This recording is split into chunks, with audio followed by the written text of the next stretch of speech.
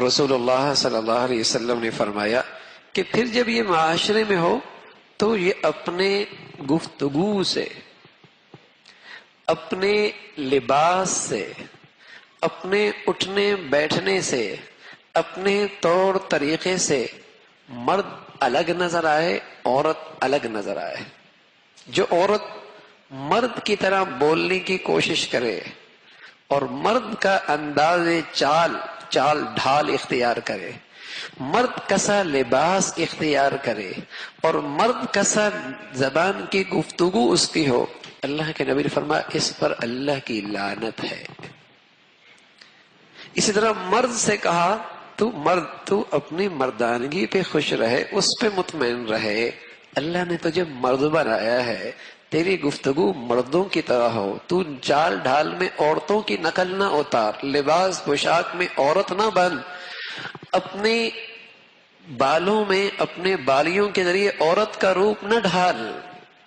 وہ عورت کا ایک الگ لباس ہے، وہ ریشم پہن سکتی ہے، وہ سونا پہن سکتی ہے، وہ ریشم پہن سکتی ہے، وہ سونا پہن سکتی ہے۔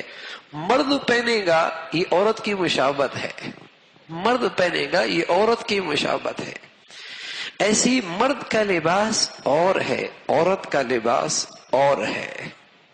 دنیا میں جن قوموں کے ہاں دائرہ زندگی میں فرق نہیں، تو انہوں نے عورت اور مرد کا سارا فرق بھی مٹا دیا۔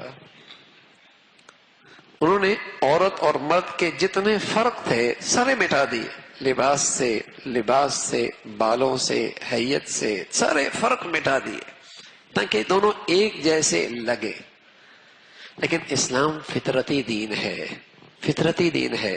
جب فطرت الگ بنائی ہے تو ان کے تشخص بھی، ان کا تشخص بھی اور ان کا ظاہری حلیہ بھی، ان کا لباس پوشاک بھی، ان کا بننا سنورنا بھی، وہ بھی الگ بنایا ہے۔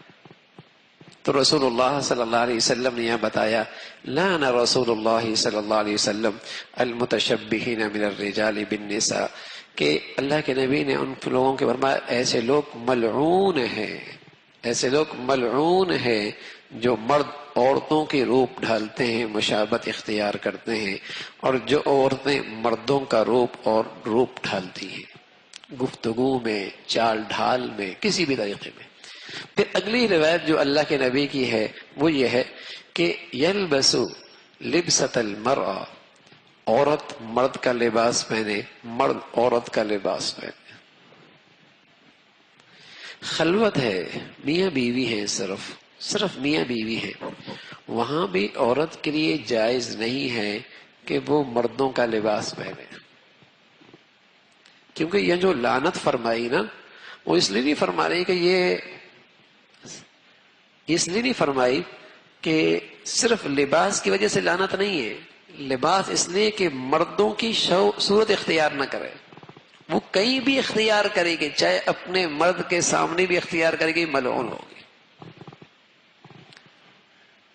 مرد کے سامنے بھی اس کا لباس الگ ہے، وہ مردوں کا روپ نہیں ڈھال سکتی، مردوں کی حیت نہیں بنا سکتی، مردوں کی طرح جینز نہیں پہن سکتی، مردوں کے تنگ لباس نہیں پہن سکتی، بلکہ ایسا لباس تو مردوں کے لیے بھی جائز نہیں ہے کہ اتنا تنگ ہو کہ اس کے جسم کی حیت نظر آنے لگ جائے، تو حرام ہے، پردہ ہی نہیں ہے۔ تو مسئلہ صرف پردے کا نہیں ہے، مرد کے سامنے تو پردہ نہیں ہے، کوئی بھی لباس پہن سکتی ہے، لیکن حدیث میں رسول اللہ صلی اللہ علیہ وسلم نے فرمایا کہ عورتوں کے لیے مردوں کی مشابہت اختیار کرنا جائز نہیں ہے۔ ایسا لباس یا بان اس انداز سے کٹوانا، یا مردوں کا عورتوں کی طرح بالوں کو بڑھا دینا، یا مردوں کی عورتوں کی طرح بالیاں پہن لینا، یہ مشابہت ہے۔ تو اللہ کے نبی صلی اللہ علیہ وسلم یہ حرام ہے۔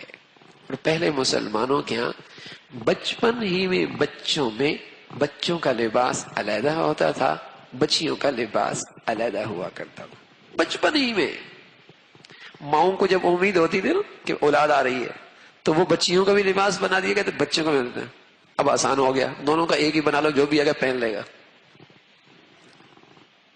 ویسے ہی پہنی ہے، اس نے پینٹ پہننی شروع سے۔ جب اسے شروع سے ان چیزوں کا عادی بنایا جاتا ہے تو پھر ذرا سی عمر بڑھتی تو پھر انہیں یہ باتیں سمجھ میں بھی چلا ہوں کیسے آئی، سمجھ میں نہیں آتی، اور پھر کہتے ہیں کچھ اثر ہو گیا ہے. کیا کہتے ہیں؟ کچھ اثر ہو گیا ہے، کچھ اثر لگتا ہے ہمارے گھر پہ. ہاں بھائی، جس گھر پہ اللہ کے نبی کی لعنت ہوگی اثر نہیں ہوگا تو اور کیا ہوگا؟ جو گھرانہ اور جن کی زندگی اللہ کی رحمت سے محروم ہوگی وہاں اثر نہیں ہوگا تو اور کیا ہوگا؟ پتہ نہیں پھر کیوں پیٹتے ہیں کہ اثر ہو گیا ہے. پھر رونا کس چیز کا؟ اثرات کا انتظام تو اپنے بچوں پر خود کر رکھا ہے نا بھائی. بچپن ہی میں ان پر اثرات شیطان کے آئے تاکہ اللہ کی رحمت سے وہ دور ہوں، اللہ کے رسول کی رحمت سے دعاؤں سے دور ہوں. خود ہی اس انداز کا لباس پوشاک اسے پہنائی جاتی ہے شروع سے. تو میرے عزیزو، اللہ کے نبی صلی اللہ علیہ وسلم نے فرمایا کہ یہ اللہ کی رحمت سے دور ہیں، انہیں لعنت فرمائی ہے اللہ کے نبی نے. تو فطرت الگ ہے، طبیعتیں الگ ہے، دائرہ کار الگ ہے، تو ان کا لباس پوشاک بھی الگ ہے، ان کا لباس پوشاک بھی الگ ہے.